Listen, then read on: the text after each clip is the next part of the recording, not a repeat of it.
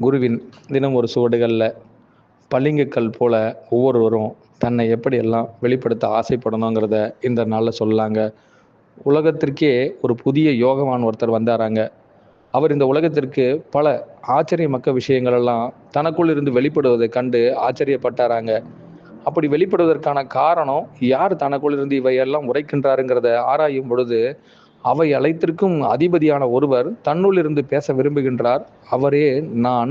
அவருக்குள் இருப்பதும் யார் என்று கேட்டால் அவரே தன்னுள் இருக்கும் குரு என்று பிரதிபலிக்க ஆசைப்பட்டாராங்க. அப்படி அந்த யோவான் சொல்ல விரும்பிய ஒவ்வொரு கருத்துக்கள்லையும் இந்த உலகம் சார்ந்த, அதாவது களங்கள் சொல்லுவாங்க, அதாவது எதிர்காலம், நிகழ்காலம், இறந்த காலம், இக்காலங்களின் அனைத்தையும் கடந்த விஷயங்களையும் பகுத்தறிந்து அதிலிருந்து பாகுபாடு அற்ற விஷயங்கள் அனைத்தையும் ஒவ்வொன்றையும் பெரிதுவக்கி காட்டினாராங்க. இப்படி காட்டுபவர்களை மட்டும் நிசப்தமானவர்கள், மௌனமானவர்கள், மௌன குரு என்றும் அந்த காலத்தில் அழைச்சாங்களாங்க.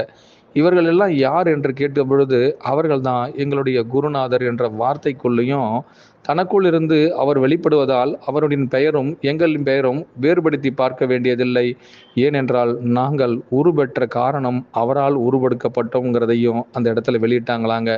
இப்படி வெளியிட்ட ஒவ்வொரு காலகட்டத்திலையும் தன்னுடைய பெயர் சூட்டு விழாவுக்கும் சரி, தன்னை இப்பெயர் சூட்டுதலுக்கான காரணமானவரையும் சரிங்க, உச்சகட்டத்தில் இருந்து அவர்கள் ஒரு நாளும் தன்னை விளக்கியதில்லை, தன்னுள் இருந்து விளக்குபவரையே காட்டினார்கள்ங்கிறதுக்காக யார் அதை கொடுத்தாரோ கொடுத்தவர் மறைந்து வெளிப்படுத்தியவர்களையே முழுமையாய் காட்டினாங்களாங்க.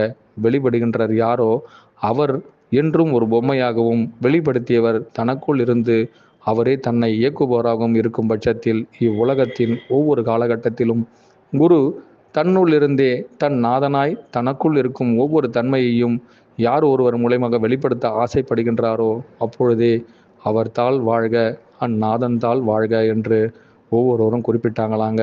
இப்பொழுதெல்லாம் இதை எல்லாரும் எப்படி பார்க்குறாங்கன்னா, இறைவனடி சேர்ந்தார், இறைவனுள் சேர்ந்தார், இறைவன் என்பதை பிரித்தும் தனக்குள் இருப்பவரே இறைவன், குருநாதர், அவரே அனைத்துங்கிறத மறுபகுப்பாய்வு கூட பார்க்குறதே இல்லைங்க. இன்றைய நாளில் மூலம் என்பதில் என்னுள் கணம் பதித்து கணபதியாய் என்னுள் இருப்பவருக்கே நான் ஆதியாய் இருந்தால் என்னுள் இருக்கும் அவரே எனக்குள் இருக்கும் ஆதி, அவரே கணம் ப்ளஸ் பதி என்ற கணபதியாய் இருக்கின்றார். அவரே எனக்குள் கேள்வியாய் வினா ப்ளஸ் அகம் என்ற விநாயகராய் இருக்கின்றார் என்றும் கணபதி. அவரே, அவருள் நான், அவருள் நான், அவருள் நான். அனைவருக்கும் குருவே சரணம், குருவடி சரணம், திருவடி போற்றுங்க.